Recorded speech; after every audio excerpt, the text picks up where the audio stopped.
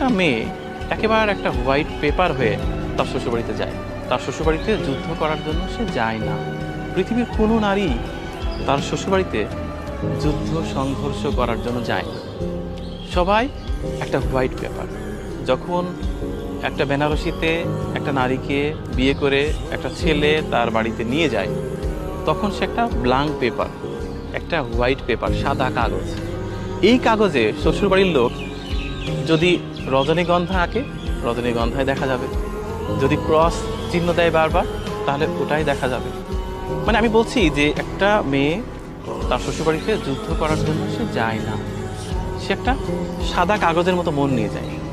শ্বশুরবাড়ির লোকরা কি করে, এরকম একটা পেনের খোঁচা দিয়ে নানাভাবে আঁকিবুকি করে। এই সেই আঁকিবুকিগুলো হচ্ছে ক্রসের মতোই। তখন হচ্ছে কিছুদিন পর আপনি অবাক হবেন যে সেই মেয়েটা প্রতিবাদী হবে, স্বাভাবিক।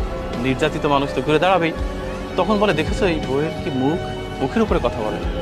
দেখেছো কিরকম একটা মেয়ে কিভাবে কথা বলে টাস টাস করে, কাউকে মানেই না। আর দেখেছো ঝগড়া করা শিখে গেছে। ওনার দোষ না তো, আপনারা ওই হোয়াইট পেপারে ওই সবই এঁকেছেন।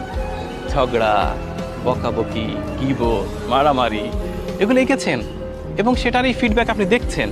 আপনি সারাদিন যা এঁকেছেন আপনি তো তাই রেজাল্ট পাবেন। এই হোয়াইট পেপারে তাই তো ফুটে উঠবে। নারীর দোষ না।